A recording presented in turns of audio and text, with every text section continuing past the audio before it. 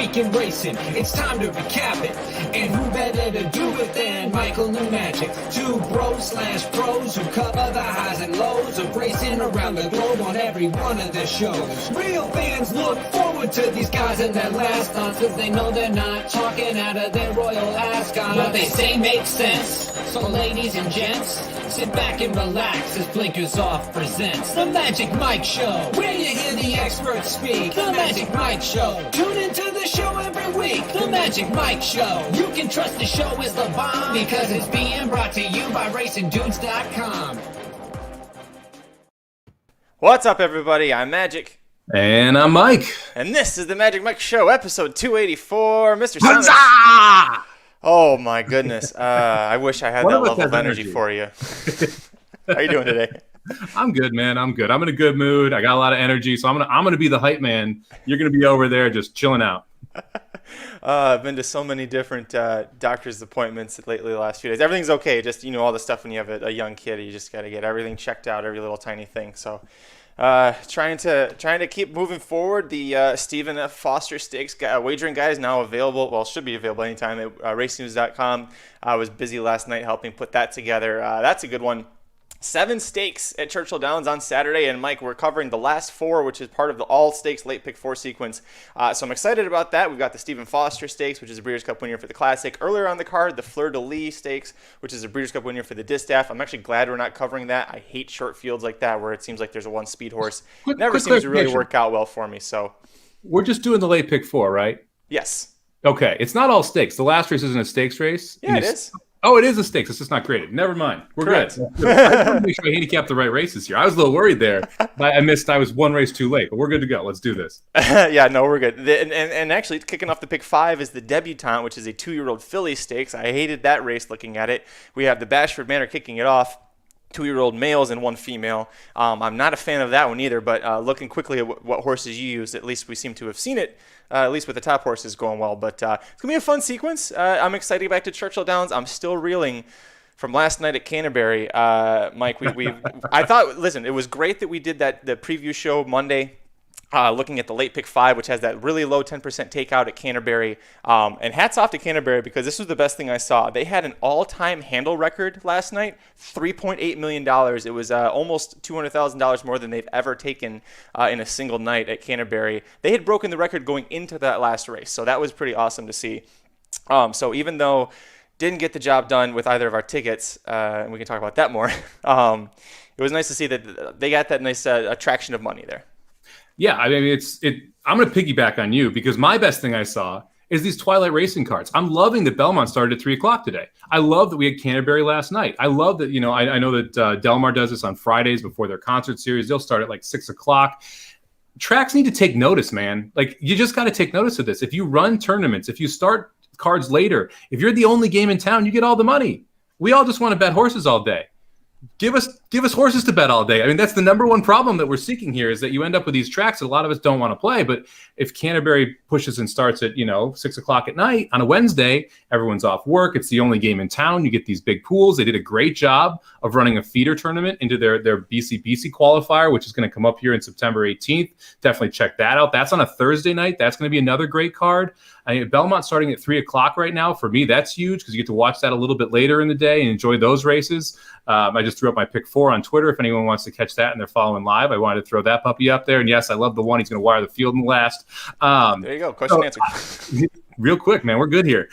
So I love these later cards. I think it's a great idea. And I'm glad that Canterbury was able to really capitalize on it. I'm whenever tracks do something that is a little out of the box, I love it when the degenerates, as put here by Jason, when the degenerates come out and they show that, hey, we want these opportunities to gamble in these pools on a Wednesday night, especially like right now you only got 1 basketball game, 1 hockey game a night. You got Euro going. Like, there's not a ton of other sports going on. It's a good time for horse racing to try and grab some momentum. Especially because, let's see, you've got the NHL playoffs are down to the conference finals, NBA playoffs down to the conference finals. Like, it's pretty much baseball and EuroLeague, and so in EuroLeague is definitely not at the time period when the horse racing is usually happening. So really slim pickings for degenerates wanting to be degenerates. I'm glad you answered that question about the one in the last at Belmont. That was great. Other best thing, I'm going to cheat. I'm going to do 2 best things because they're both about Canterbury. So if you watch the show, the ticket that I gave out on the show cashed the pick 5 for $1,780 and change. Magic overthought it and dropped the winner of the third leg and put in what I thought was a surefire gate to wire winner. I talked to Jacob Fuentes afterwards. He thought he was going to win that race. He was very unhappy. So to take a horse out, put in a speed horse, and to have that horse almost get it done and get beat by the horse that I took off that was an equal long shot. It hurt a lot, but I got a message from our buddy Javon, who's a longtime listener. He was there at Canterbury, and he played my ticket as I gave it out on the show, and so he got to cash on site at Canterbury for that. So hats off to you. That was that made me feel better about my poor mistakes. I'm glad that you listened to me once and not twice. I guess sometimes it's a good thing not to follow us on Twitter because you don't get that updated ticket, right? You did a great job handicapping, and we both had that 11, and we both fell in love with the 11 a little bit more after the show. Because I moved the 11 up to a must-use after the show. I posted my grid yesterday for Canterbury. And, I mean, coming home, I thought we were in a good spot with the 11 and the 8. And, the 8 just kind of didn't come home well in that last 16th of a mile. The 11 just couldn't get the job done. The 1 was able to split them and get up. And that was the bomb, really, in the sequence that kind of helped balloon the thing up. So it was absolutely crazy, man. I had a couple people send us joint tickets that were very, very close, that missed by a nose here or there. So it was a lot of fun doing that. I'm glad that we had a chance to go to Canterbury and do that. We'll have to do it again when they do have that big night on September 18th. Oh, definitely. I mean, I especially after that, now I feel like, man, I need to get it back. I was so close on that one. However, also very close to not getting it. The second leg, Hieronymus, my God, that horse loved, but he tried so hard to lose that race. Yes, he did. and there was someone else who was playing along with us last night, and he had the 1, but not that lost, just right on the wire. And I was like, man, that's a sick beat. Like, Hieronymus didn't deserve to win that. The one horse did, and so it's like, man, I felt for him because he would have cashed, I think, on a $24 ticket, something ridiculously cheap. So, I'm sorry, you said you were piggybacking off me on Canterbury. Was that the best thing that you saw, or did you have something else for us? Yeah, it's the 3 p.m. starts. I love these later starts, man. They're great. I love that Del Mar does it on Fridays. I like the fact we had it from Canterbury there. I like Sam Houston because you get those later starts. Like, a lot of us work day jobs too. And so having this later starts gives us time to handicap the sequence. It allows us to be able to watch it, before dinner or after dinner. I mean, it's just and it's the only game in town that you really want to play. You know what I mean? And so it's one of those things where when you give us the opportunity to bet in these pools, we're gonna do it. So just give us the opportunity more often, because I don't want to bet into the Mountaineer or the Charlestown. No shade to Mountaineer or Charlestown into their jackpot pick 5 pools, right? I want the 10% takeout. Yeah, man, Fairmount. Isn't it like FanDuel Park now?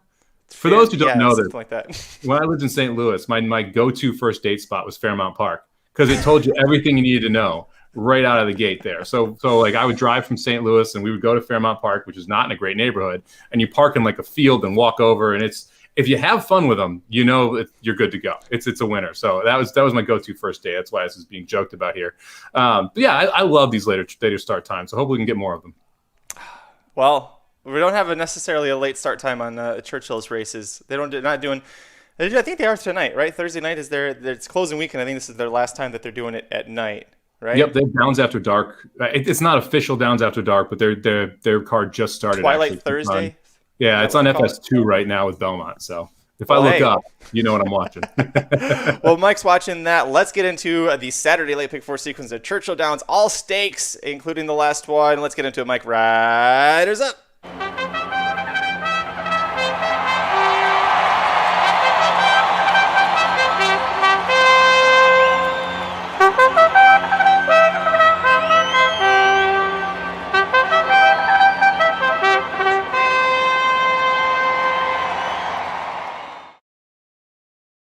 All right, Mike, kicking things off for the late pick 4 sequence at Churchill Downs Saturday, June 26th, race 9 on the card. This is the Grade 3 $150,000 Bashford Manor Stakes, field of 10 males and 1 filly. Interestingly enough, they're all 2 years old, entered to go 6 furlongs on the dirt. The reason that's interesting is because race 8 is a 6 furlong stakes for 2-year-old fillies, but the fillies showing up here. Favoritism, pretty close. Number 4, Glacial, is 3-1. You also have the number 2, Lansdowne, and the number 9, Red Run, both at 7-2. Mike, I'll just tell you right now, I hit the all button because I hate this race. I really hate trying to handicap this race. However, you used 3 horses. I did like all 3 of them, and 2 of the 3 were if I was going to play shorter, were my top picks here. So I will let you take over.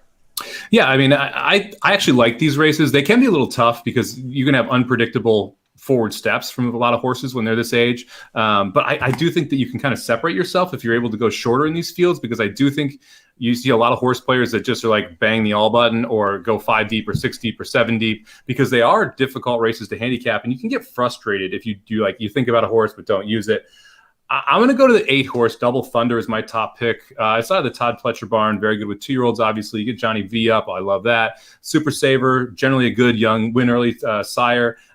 Look, this horse went off at 5-1 the first time out. Ran a really good race at Monmouth. The buyer comes back a 60. This is one of those spots. I mean, I bitched about Monmouth on the show already. I think that's actually a really good race from a 2-year-old. If you see if a horse that's willing to pass horses, that's able to come from off the pace a little bit. I know it was in second, but still had to pass someone down the lane without a whip, runs professionally as a 2-year-old, gets the buyer, and then comes here to a stakes race. Like, to me, I think that means you're a runner. I mean, there's a lot of other spots you could end up. You could keep the horse at Monmouth, where clearly you're successful without that whip. But to go from that race to this race, I think is a pretty big vote of confidence. And to get Johnny V up, who is one of those Pletcher riders that he consistently goes to, it tells me all I need to know about this horse. So I think this horse for Phoenix Thoroughbred is going to run a big one. So Double Thunder, the 8, is going to be my top pick. The other must-use is right to the outside. How cool is it to see a gun runner in Winchell Thoroughbred Silks out of the Asmussen barn? You get Santana up. This horse, again, professional in that first trip. It was over a sloppy track, but I'm not too worried about that. The horse should be able to handle a fast track just fine. I like, again, when horses at this age are able to pass horses, it tells me a lot about that horse, how professional they are. Generally, you're going to see speed in these races. You're going to see 4, 5, 6 horses go to the front. Pace meltdowns are normal and natural. So to me, having a horse that's been able to win from off the pace as a 2-year-old right out of the gate tells you something. Both the 8 and the 9 have speed, so it's not like they're going to be far back, but they've both been able to pass horses, and I like it when you see that professionalism. Magic. Did we lose you, buddy? Oh, we lost Magic. Hey, there I am. Sorry. I have no idea what happened there. So I'm running this on 2 computers, so I'm watching you on the one that I'm not broadcasting from, and I'm just like, I'm doing this, trying to see if I'm moving on the camera to see if it worked. You weren't. I did hear everything you were saying. It was crazy. I just could tell that I was frozen. Listen, those were my top 2 choices in this race. I love the 8. I love the 9. Super Saver is a 15% sire with 2-year-olds. So going to your point about good at young sire, both he and the damn Rat Tap. I should have made you say that. They both won at age 2. So there's plenty of breeding that suggests this horse is going to continue to improve here at age 2. I'm glad you answered the Monmouth Park question, because I had that highlighted, and if you were going to use this horse, I wanted to know your opinion. So thank you for nailing that one. One concern that I had with Double Thunder, which, by the way, tell me you didn't think of Walking Thunder, also owned by Phoenix Thoroughbred, in the song that we did when you saw Double Thunder. Todd Pletcher is not a trainer that I offhand will think about as bring a horse back quickly and see if he can fire again. You think of the Kentucky Derby winners, he never wins the Preakness 2 weeks later. So I did a little deep dive. This horse just ran. It will be within, about 3 weeks that this horse runs back. Todd Pletcher's 25% with last out winners returning in 3 weeks. So that's actually a really good angle here. And you brought up Velasquez jumping aboard. Gun Runner, the sire of the 9, man, I'm with you. I want this horse to win so badly. Gun Runner is red hot. As a sire, he's 10 starters so far, 3 wins, 2 seconds, 2 thirds. He's been doing really well as a sire, so it'd be great to see him do it. You know, the Winchell Thoroughbreds, the Silks, the Asmussen, this just all seems like it'd be great. A horse that was going to be the last one on my and that I used in this race is the other one that you used, and that's the 4 Glacial, who is the favorite. Norm Cassidy, 22% with a really nice ROI with 2-year-olds. Did not know that before reading the form. Only 9% with winners repeating in their next start. But Frosted, 16% as a 2-year-old sire. So there's plenty to like here, if maybe not the price there. 3-1 when you 7-1 is the winner. Talk to me about Glacial. Yeah, I mean, first off, it's Rat-a-tap-tap. I remember that horse. So I would have nailed that name if you had made me do it. Glacial, nail it that time. The Glacial, the 4, man. Watching that first race is just ultra impressive. The horse kind of missed the break. I mean, was off 2-3 steps slow, half length, full length back. Was able to rush up. And generally, as a 2-year-old, when you rush up, you're done. Like, you're not going to be able to go that fast. They go 22-2 in the first quarter. That horse probably had to run 22 flat to be able to get the lead. Is able to go from third to first, get the lead, and then hold off another horse that's in here. So it's not like it was a bad race either. You have Vodka and Wine, who then came back, is coming back right here in a stakes race, and had run in a stakes race prior to that. So the race was pretty good that Glacial ran in. Glacial misses the break and showed that speed. So what you'll see here is I'm using 3 horses. I'm using the horse who I think is the fastest of the speed and the best of the speed in the 4-horse Glacial. And the 2 horses I think are most professional and can pass horses in the 8 Double Thunder and the 9 Red Run. I think that's all you need to get through this race. I want to get your thoughts on a couple of long shots that I found interesting in here, and I know you didn't use them, but the 3 tapped off. I think we're getting a major jockey upgrade to Drayden Van Dyke. I know this horse is a maiden, but just missed by a head. That was here at Churchill Downs on June 4th. So bringing the horse right back to a spot where he almost won is a good sign to me. Tapature is 15% winners as a 2-year-old sire. The other one I really liked was the 7 Whistle While You Mow, 30-1. That's a huge odds here, but Mo Heyman is even hotter than Gunrunner right now. 4 winners from 11 starts as a sire, as a 2-year-old. Trainer John Arnett, not known for winning or racing at Churchill Downs, but is 20% overall. I think the big concern here and why you're not seeing a shorter price than 30-1. Horse did it at Prairie Meadows, 4.5 furlongs, and the buyer came back as a 26 and dead heated in that race. So there are some things to like about it, and other things that's like, well, you should probably stay at Prairie Meadows. But at least the recent works after that, 47-4 and then 46-4, both at Prairie Meadows, tells me this horse has got some speed. No idea if this horse can be able to hold on. It seems like a lot of these horses are bred a little bit better, but does have that Mo Heyman angle. So I thought it was interesting at 30-1. Did you give any consideration to the 3 or the 7? The 7, no. I don't really want a horse coming from Prairie Meadows into this spot. I think it's a huge step up. Trainer's 0 for 3 in graded stakes. I didn't give it too much credit there. Also, the 26 buyer just kind of turned me off. The 3 horse I looked at for a little while. This is one of those that kind of made the lead and then kind of took a step back. But the more I looked at it, I wasn't that impressed with who else was in the race. 21-1 in that first start kind of tells me that the horse, there was really no steam on the horse in the morning, which generally means that, especially in these 2-year-old races, you usually have tips out. There's usually steam on horses. You don't often see a horse go off at 21-1 and be a monster. And so I'm not sure how good that race was. And so when I factor that in and then I look at horses like the 4, the 8, and the 9, who I think are very good horses, I'd much rather take them than look for a horse than really price on a tier. Makes sense. It sounds like the bell curve did something bad. He was like $1 million back for no reason. For absolutely no reason. He was like $1 million back on this 10 horse at Belmont. It's brutal. I mean, just ridiculous. I mean, he missed the break completely again. He missed the break on a first-time starter earlier today, too. You throw out Rosario on first-time starters right now because the combination of their inability to know what's going on and Rosario's inability to break means that you just can't use the horse. I was going to say Rosario's inability to know what's going on either. That could also work. Let's move on to the second leg of the late pick 4 sequence at Churchill Downs on Saturday, June 26th, closing day. This is the grade 2, $300,000 Wise Dan Stakes field of 10 males 4 and up, going a mile and a 16th on the turf course here. Favoritism is actually on the number 1 set piece on the rail, 8-5, Brad Cox, Florent Giroux, Juddmont Farms Homebred. Boy, you'd think all those are the signs that I want to play this horse. And then you say that, but then you watch what Florent Giroux did at Canterbury, and he looked about as lost as Rosario on a first-time starter. So I am singling here. It's going to be the number 3, Some Like It Hot Brown at 2-1, the second choice. I think this horse is just speed. Nobody's going to go with him. I'll get more into my arguments here, but that is my one and only play. Where are you going on top? Good pick. I went with the 3 as well on top. We didn't play Some Like It Hot Brown last time.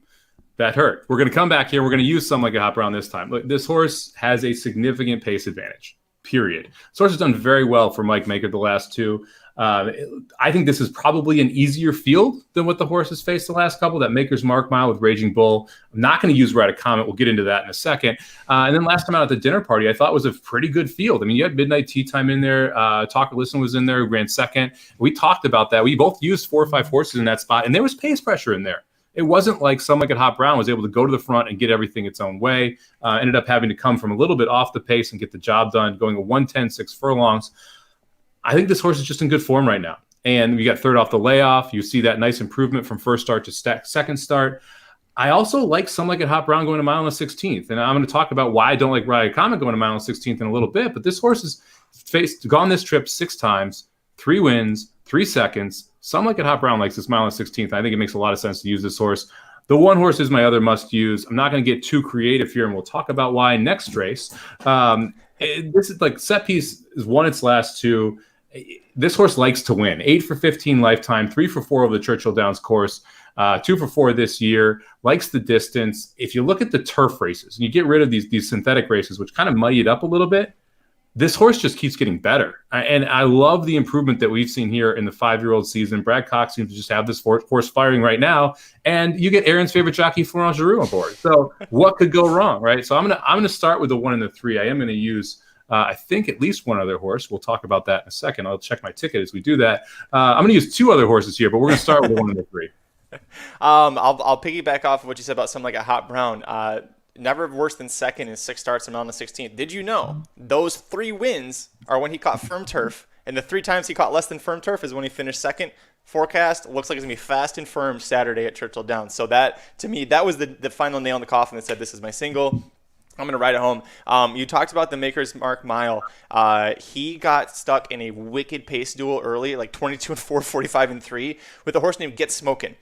Something Like a Hot Brown won the Dinner Party Stakes. A week later, Get Smokin' went to Belmont, the Seek Again Stakes. I almost singled that horse. He was my top pick. It might have been your top pick in that race. I can't remember. But Get Smokin' ran them off their feet in that race. So we were both able to look at the Maker's Mark Mile performance from those horses and say, scratch it off. As long as they're not facing each other, their plays moving forward. So another one to look forward to is something like a Hot Brown. Tell me about your other 2 horses here. So next one on my ticket was the 8-horse Field Pass. And I think this horse is just not getting enough love for what it's actually done.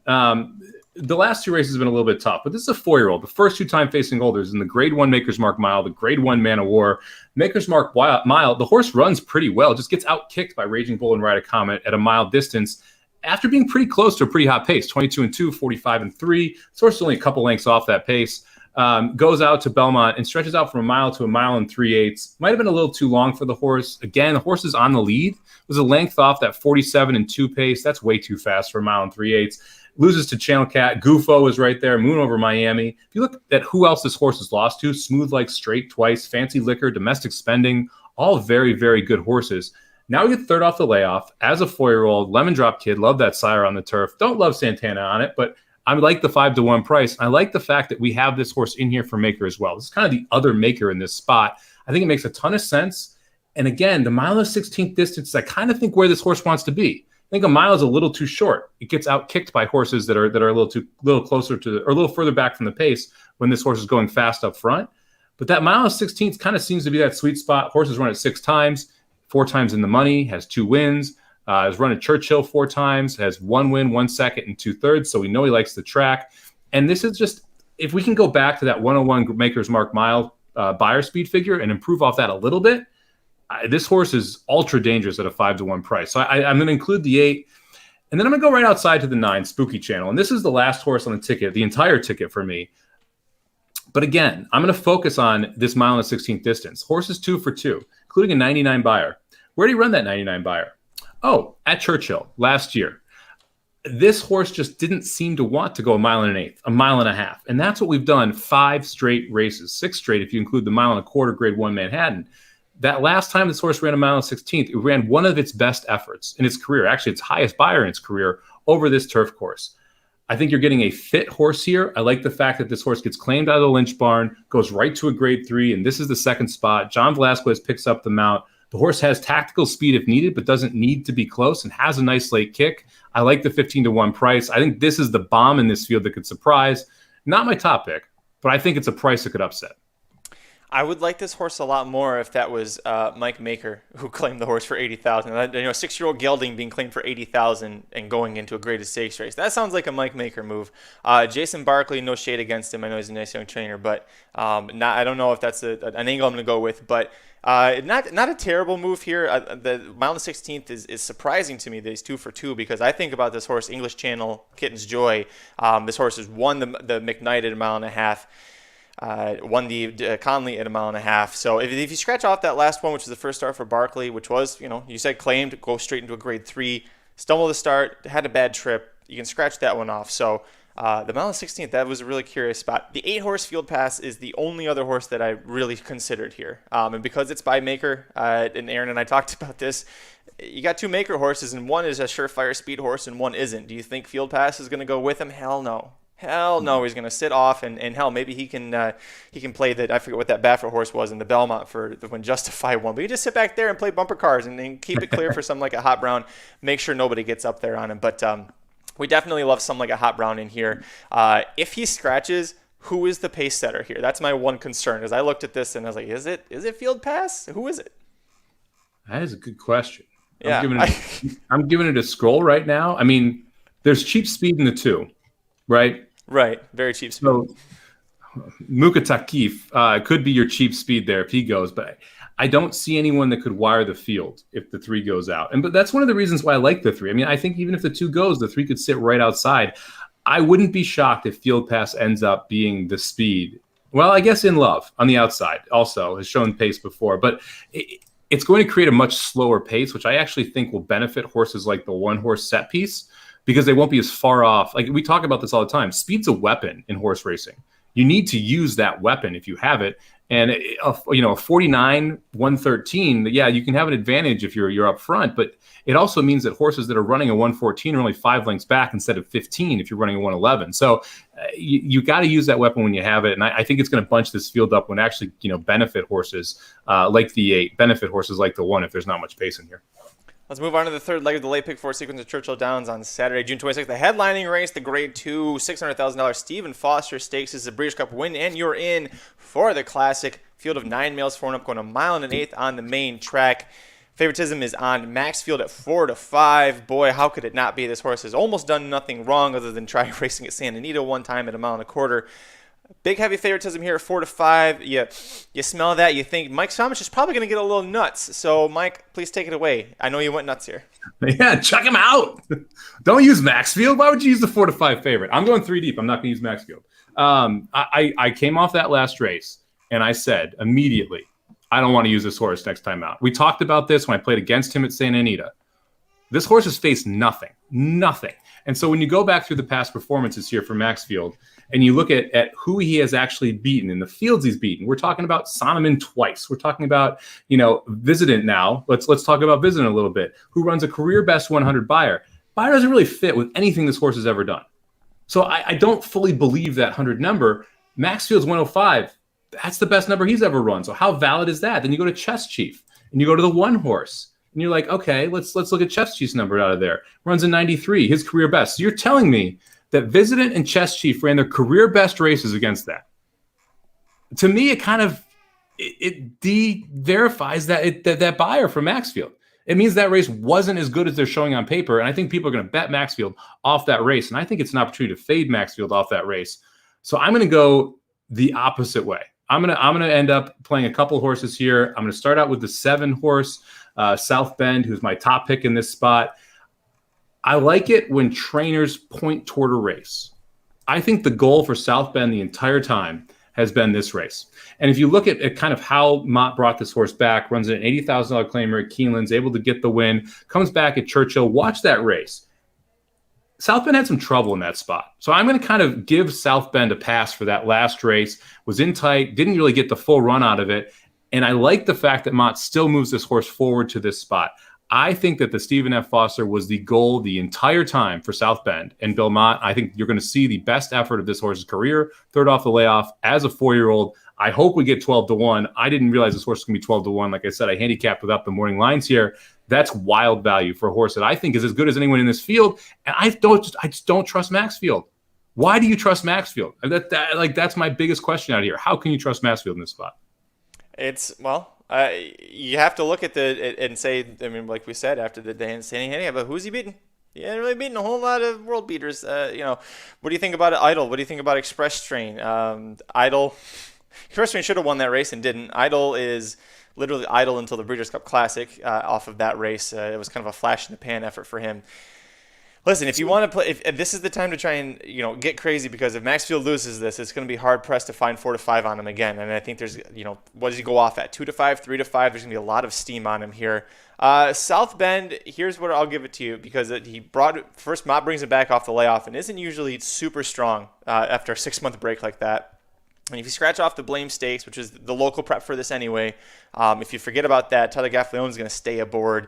Gaffleone's ridden him twice, and he was 15th, beaten 25 lengths in the Kentucky Derby, and then he had that issue in the Blame Stakes. So I think Gaffleone's looking for a little bit better of a trip and a slightly better drop in class. If you look at who South Bend has been facing too, I mean, this is one of the easier fields aside from Maxfield that he's facing, at least in his recent form here. So I get you wanting to take a shot against. I think that's I would say that's probably the least crazy of the three that I think you're using here, honestly. And and he's the highest price too. 12-1 is the highest price of the three you're using. So we don't have any agreement here. I'll go ahead and say I did use Maxfield because he's Maxfield. If he shows up with that Ali Shiba effort, I don't see how he loses this. My concern with him is he's only tried over a mile and 16th once. It was a Santa handicap, and I don't know if it was the traveling, if it was because he hadn't worked at Santa Anita and wasn't used to it, if it was the distance, the street sense. I know he won the Kentucky Derby, but mile and a quarter isn't usually something that he produces very strong. I'm going to use him because he's Maxfield, because if he doesn't win this, I think Aaron might fire me. You didn't use Maxfield, but you're fine. You have established street cred. I'm going to get my ass fired if I don't use Maxfield here, so I'm going to do him. I'm going to use him. I'll also use the 9 Visitant, who ran second to Maxfield on that one. And here's why. I think the Ali Shiba was actually not the type of race he wants to run. He doesn't like to be on the lead. He's never won trying to set the pace before. Every race that he's won, all 6 of them, he's come from off the pace. And if you look at since Billy Morey took back overtraining, Billy Morey had him for the start of his career, is the son of Ghost Zapper, who at age 5 seems to be doing well. His buyers have progressed every step of the way. Now, granted, you got that huge bump up in the Ali Shiba that you mentioned. His previous best was a 91 in the race before that, and it was on synthetic. But this horse, I think, has the right running style to sit off a little bit, wait for these horses that can't necessarily handle a whole mile and an eighth on that long Churchill Downs stretch. And I think he's going to be able to get going a little bit. I think trying to set the pace against Maxfield was not the way to try and get the job done. Being by Ghost Zapper out of a distorted humor mare, it tells me that this horse should like the distance. And if he can get that running style where he's tracking and can improve, maybe he can get the jump on Maxfield. If Maxfield shows up a little short, you've got that going for you as well. But you've already said why you didn't like him, so we don't have to go into that. Tell me about the other 2 horses you're going to use. Yeah, I thought you were going to say that Visitant didn't like the running style because it was on dirt, not synthetic or turf. That's what I was expecting when you said that. And then I was going to remind you that this race is also on dirt. Yeah, he's 0 for 3 on dirt. You're right. That seems to be a problem for him. Look, I'm going to go with the 5 next. I actually like Silver Dust in this spot. Silver Dust is pretty good at Churchill, 2 for 10. Been in the money in, 8 starts out of the 10 starts. I like the fact that you look back last year, ran well in the Blame, ran well in the Stephen Foster. I think there's quite a bit of pace in this spot. I think it's going to set up well for Silver Dust to be able to run into that pace. I also like the fact that we've tried this distance 7 times. You mentioned the concern about Maxfield getting the distance. Some of the other shorter priced horses, Sea Warriors Charge, I think are going to have struggle getting the distance as well. So I like the fact that I know that Silver Dust can get the distance. Adam Beskitzes is picking up the mount, but on this horse time and time again, so I have no issue on the jockey side. Look, to me, it's really I think that Ali Shiba race is just a paper tiger. I don't think it's a very good race at all. I think that you can kind of avoid those 3 horses. And if I'm not using Maxfield, it's tough to pick a winner in here because this field isn't spectacular. I mean, it's crazy. Express Train and Idol, if Maxfield is 4 to 5, what would Express Train and Idol be in this spot? Probably, around that. It's crazy. So I had to kind of dig deep a little bit here. So I'm going to go with the 5 Silver Dust second. I am also going to use the 4-horse Sprawl here. This is one of those horses where this horse has tactical speed, can be forwardly placed if needs to.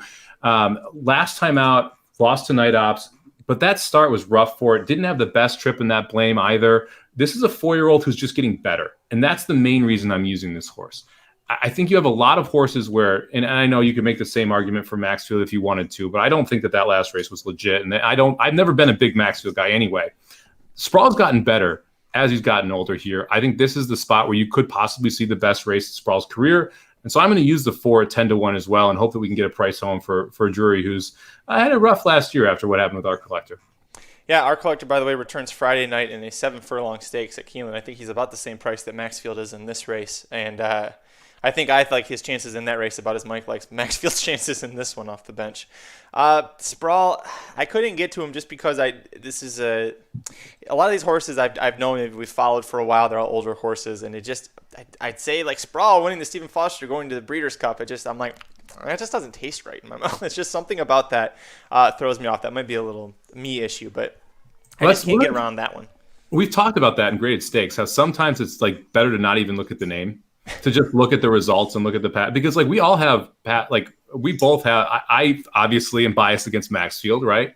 You're biased against Sprawl. Like there's certain horses where because of the mental idea of it, you're kind of against or for a specific horse because of it. I mean, Slim would never pick against Yoshida. That's a problem because your shooter doesn't win every race, right? So you have certain horses where you're just going to kind of gravitate toward them. And Sprawl is one of those where I had no interest in this horse as a 3-year-old. But when you start looking at just the 4-year-old performances and what this horse has done in its last 4 races, it runs a 90 buyer, then comes back with a 92 in the Grade 3 Ben Ali, then comes back and runs a 97, and then has trouble in the Blame and runs a 93. I mean, you can't tell me the horse doesn't have a triple-digit buyer somewhere in there, especially since when you look back at what it did as a 3-year-old, you have that 89 buyer, which you could then project that 10 to 15% improvement off of. And all of a sudden, you're like, well, Sprawl might actually be good. It just took a little bit of time to get there. Chris Maello in the chat, backing up the Brinks truck on Aloha West tomorrow over our collector. That is the horse I think is going to win that race. So I'm glad to see that Chris is in agreement. Chris is a pretty sharp follower. Let's move on to the 4th and final leg, the late pick 4 sequence at Churchill Downs on Saturday, June 26th. Race 12 on the card. It is a stakes. It's the $150,000 ungraded Tepin Stakes, field of 13 3-year-old fillies going a mile on the turf course. Favoritism, well, you got the 8 Toby's Heart at 4-1. Invincible Gal on the rail at 9-2. Adventuring 7 horse at 5-1 is finally getting turf. Boy, as long as we don't get some rain, which we're not supposed to, but I think if any race was going to cause rain to happen, I think it's Adventuring. Trying to get on the turf after failing to do so in her first 3 career starts. Mike Samich, where are you going on top? I'm going to go with Adventuring. I like you said, I think this horse wants turf, and I think they got a little too excited with the rain offs, and then we win on synthetic, so let's go ahead and send her to the Miss Preakness and see what happens. This horse is a better horse on turf, period, in my mind. And if that's true, this is going to be an awfully tough task for anyone to beat Adventuring. So I'm going to go ahead. I'm going to put the 7 Adventuring on top.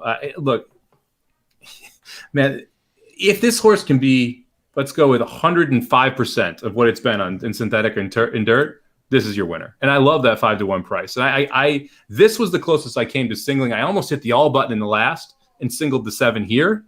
Because then I can just say, hey, that whole field is kind of not great last race. And if Maxfield is what I think Maxfield is, I want to have every horse to cover it just in case. I couldn't quite get to singling the 7 because I do like a couple others in here, but the 7 Adventuring was my top pick. I do like Adventuring. I went 5 deep in this race, and she's definitely one of the 5 to make it on. You went 3 deep. We have agreement on 2 of them. So we'll talk about the other one, which is one of my 2 must-uses. On the rail, Invincible Gal, second off the layoff, second to age 3 for trainer Graham Motion, a daughter of Invincible Spirit, a really talented European sire. We love to play that, especially when Chad Brown has the Invincible Spirit sired horse. Boof, we love to play that horse. If you scratch off the Breeders' Cup Juvenile Fillies turf, which was probably just a little bit too much for her at the time, especially when she completely blows the brake like she did. She's got 5 starts, 1 win, 4 seconds. Very consistent. Jose Ortiz is going to be in the saddle. And she lost just by a neck to a horse named Bye Bye, who was going to play into another horse I used later in this race. But I love this horse, second off the layoff for Graham Motion. Tell me why you liked Invincible Gal. Yeah, Invincible Gal was the third horse in here for me. I like that last start. I mean, I think that this horse wants a little bit more distance.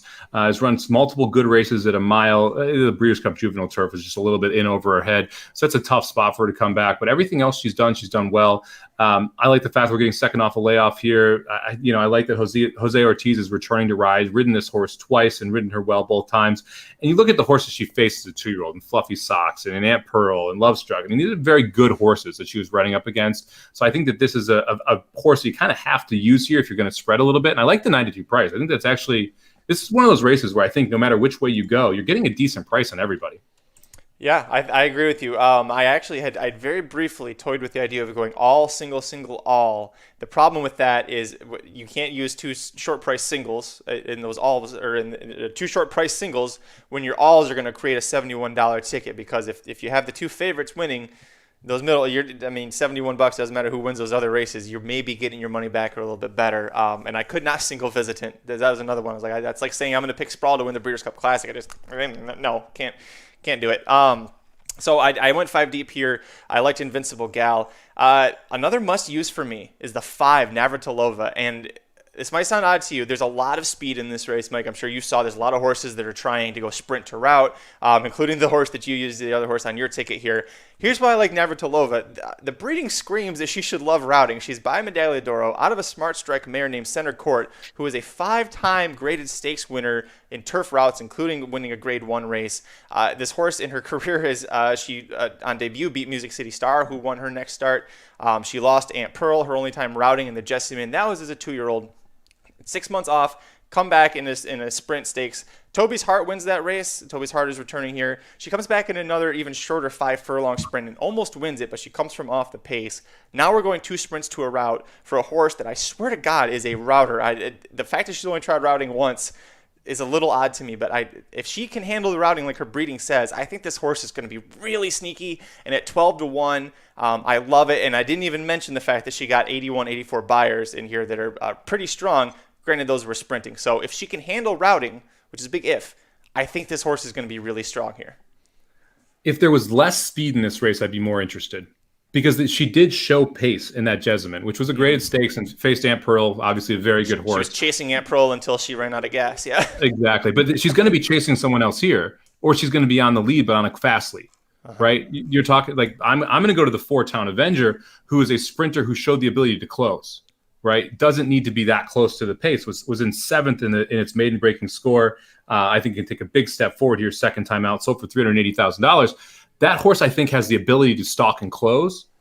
I'm not so sure Navratilova can be 7-8 lengths off the pace, right? And that's what really scares me here, because I'm not sure Navratilova can wire the field, and I don't think that she can be sitting in second and be able to go 22 and change, 45 and change, and then hold off everyone else coming. Does that make sense? Yeah, it does, and that's a concern for a lot of these horses, and I think that's why she's the only one I think I used that was stretching out from spring. The reason I didn't love Town Avenger is I think if she'd had even one more start under her belt, I probably would use her. I don't like that she goes from a sprint on debut and now first-time winners, first-time routing, and we're going to get a shorter price on her 6-1. A fair price, but I mean, if I'm not getting closer to double digits, it's a little worrisome.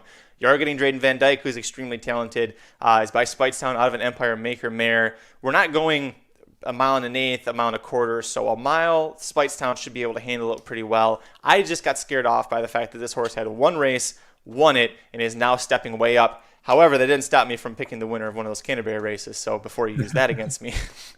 Well, one thing I want to note, Brian Lynch, in stakes races, 27%.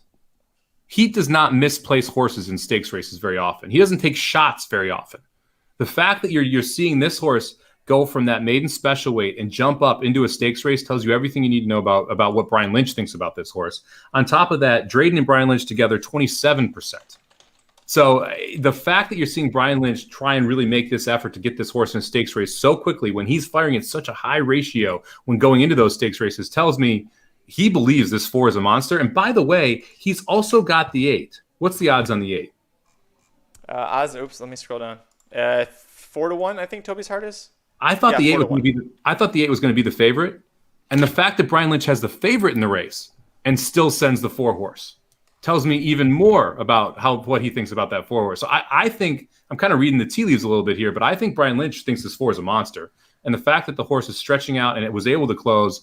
I mean, how many first-time starters going 5.5 furlongs, chasing a 23:47 and 2 pace, a pretty slow pace, closing from 7th to beat that field. I mean, that's a monster effort to be able to get the job done as a first-time out 2-year-old when they ran 11-4 coming home in the final quarter. So it closed into a sub-12 quarter or sub-12 furlong, first time out on off a slow pace. I mean, to me that tells you the horse has a bunch of talent.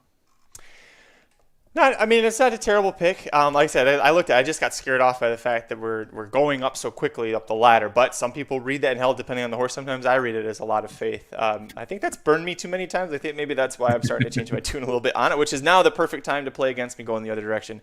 2 other horses I use, the 11 Commander's Palace, 20-1, with Aaron's favorite turf jockey, Florent Giroux, riding for Mark Casse. I think it's interesting that he's going to be here, staying for the 3rd straight race on Commander's Palace, rather than riding the Brad Cox horse 7, Adventuring, who we both really love here.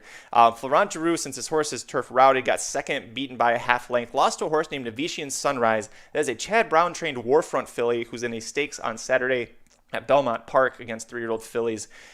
You also look on debut, lost to Bye Bye. I told you that was going to come up when we were talking about Invincible Gal. Well, she beat Invincible Gal in the Soaring Softly. Bye Bye, pretty damn talented horse. Also beat Toby's Heart, who's the other horse I'm going to use here, but we'll get to her in a second. I just like the Commander's Palace in that last race here at Churchill Downs, going a mile, drew the 11 post, so she stuck way outside. Giroux kind of had to quarter horse her to get up there, get towards the lead. Didn't set an overly fast pace. I don't think we're going to see that happen again here. There's a lot of speed signed on, but because there's a lot of speed signed on, I think it's going to open up for Giroux to slide in and get a nice mid-race. God, midfield tracking position. I'm sorry, I'm so tired. Also, LA Magic, gotta love that, is a daughter of Tiz Deja Vu, who is a son of Tiz Now. Tiz Deja Vu, even though Tiz Now was a dirt horse, Tiz Deja Vu was a 4-time graded stakes winner in turf routes. So the breeding is there, being a daughter of Declaration of War. This is a first time versus winners, going to need a big buyer, but I am getting 20-1, which I think is a fair price on here. I'm not off the Florent Giroux train yet, so I'm going to go ahead and use her. And then Toby's Heart was the last horse on. Has got good class, but the distance question is why I almost left her off here at 4-1. Concerning there, but I feel better about the 11 than I do Toby's Heart. Yeah, I mean, I like Toby's Heart. I looked at the 11 for a while. I like, as you mentioned, this horse is versatile. It can be up close to the pace. It's able to come from the middle of the pack. And the fact that Flo stays on here makes the 11 interesting. You just need a pretty big step forward, right? I mean, that's the knock against the 11, the why you're getting 20-1. The thing is, though, at 20-1, I wouldn't talk you off the horse. You just need to really project some improvement here, and I'm not sure you're going to get that from her. All right, that's going to do it for this episode of the Magic Mike Show. Thanks so much for joining Mike and I to go through the late pick 4 sequence at Churchill Downs on Saturday, June 26th. If you want more in-depth information about these and the other races on the entire card, check out the inside track to the Stephen Foster Wagering Guide. Go to racingnews.com, click on the handicapping products page. It is available for pre-sale now. I haven't gotten the email, but it should be up there fairly soon.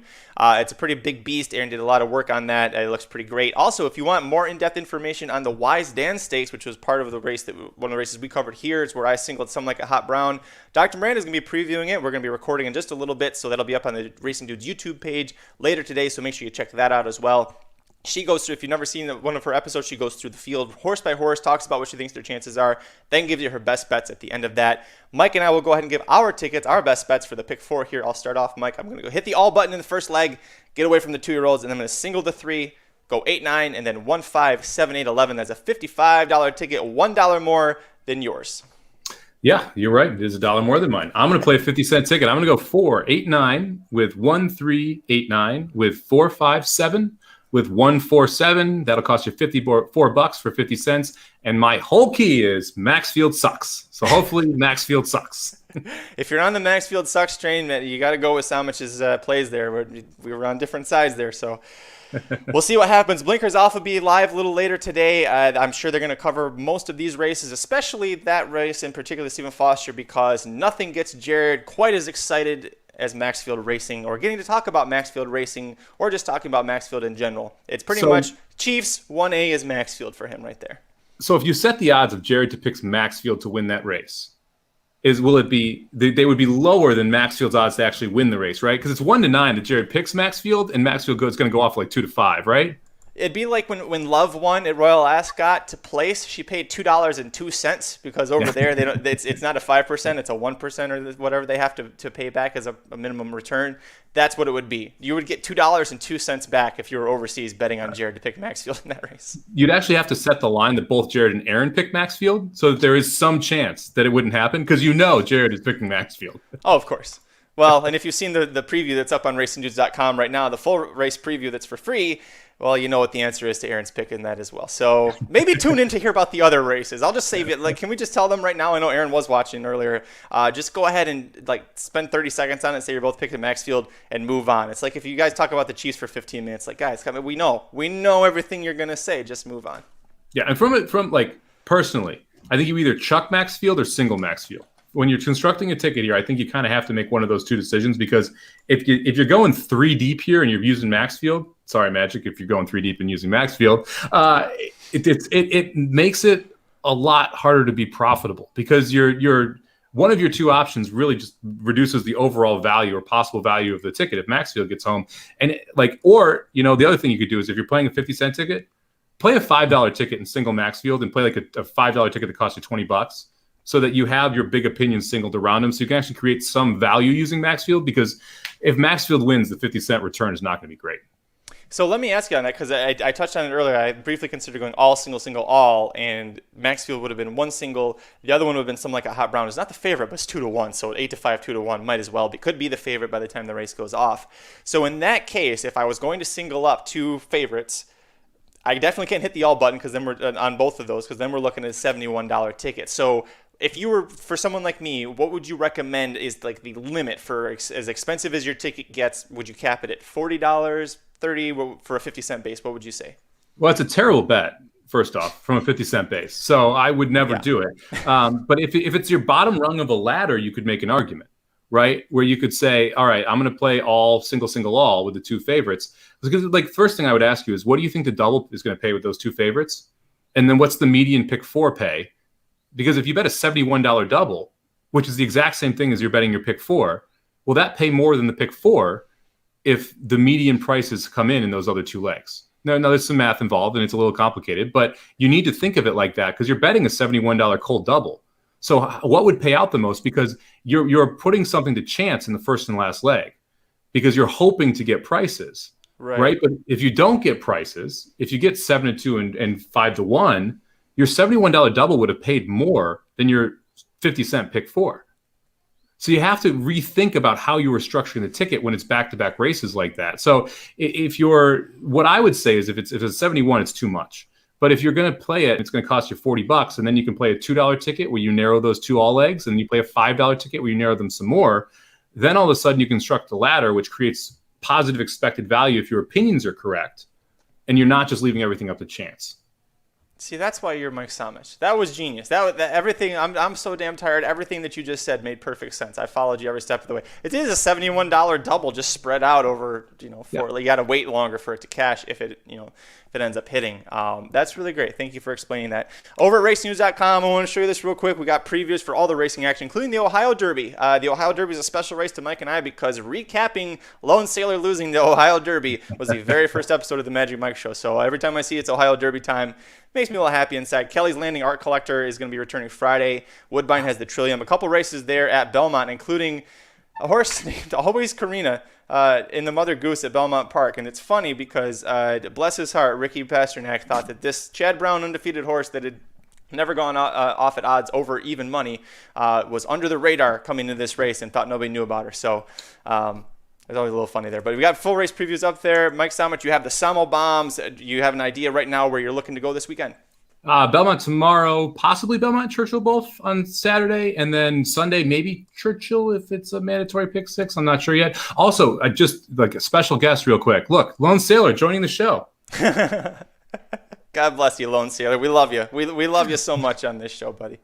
So we'll figure out where the Salmon's going Sunday. But yeah, we're going to Belmont tomorrow. Hopefully, if you saw my tweet, the Belmont today has been absolutely kooky. I mean, you had a 1-for-31 horse win. You had a trainer that was 0-for-17 team up with a jockey that was 0-for-31 to win a race, followed by a horse, I think it was 1-for-21, and a jockey that was 1-for-104 that won the other race, the fourth race. The early pick five paid $17,000. So crazy day at Belmont. Hopefully it's not as nutty because I'm never I'm never getting those long shots. Give me connections with long shots and we can get there.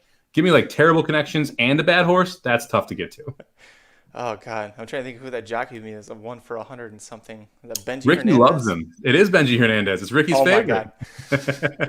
If Benji Hernandez and Tim Hill won a race, Ricky's head might explode. Make sure you check out the Rocket Hour. Speaking of Ricky, he'll be back tomorrow morning Thursday. Yeah, tomorrow morning, Friday, previewing some Friday race action right here on the Racing Dudes YouTube page. Follow us on Twitter. I'm at Curtis Keller. He is at SummerBomb18, number 1, number 8, Corporate Overlords at Racing_Dudes. Once more, go to racenews.com, check out the handicapping products page, buy the inside track to the Stephen Foster Stakes Wagering Guide, or sign up for at least a 30-day subscription for their premium products. You can add on the Ricky's Rockets, you can add on the Samo Bombs if you'd like, but that will give you every guide that we put out from here until your subscription ends, included for free. Thanks so much for joining us. We'll be back on Monday to talk about something fun, I'm sure. Until then, I'm Magic. And I'm Mike. Good luck this weekend.